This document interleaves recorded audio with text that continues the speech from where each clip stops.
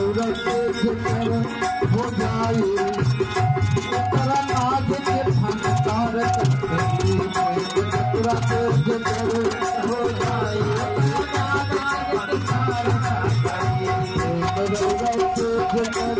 हो जाए आज के फनकार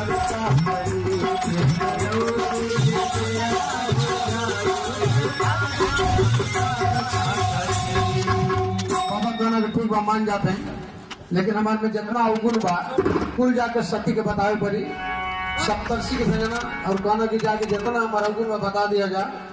बादे अगर सती मनिया तो ब्याह हो नहीं तो ब्याह ना हो। सप्तर्षि गए का होता ना जा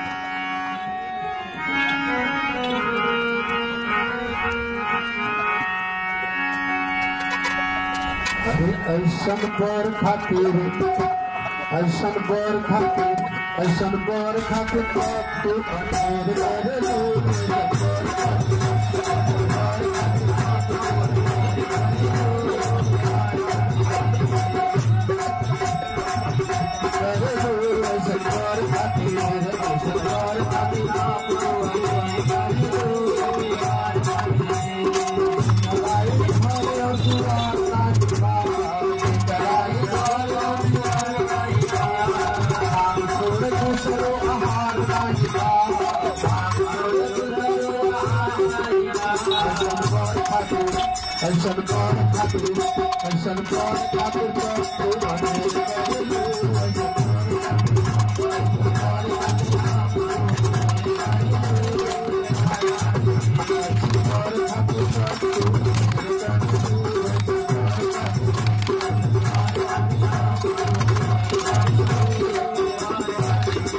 सती पहले की आर्यावर्त के नारी एक महीने के पति के रूप में मान लेगा।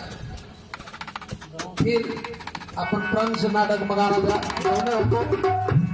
हमारे विवाह शंकर जी के साथ हुई और एक जना सप्तर्षि के लेना का कहता ना अभी इतने नहीं था और सुन लो। अरे शंकर जी तोरा पागल शंभु जी तोरा पागल शंकर जी तोहरा पागल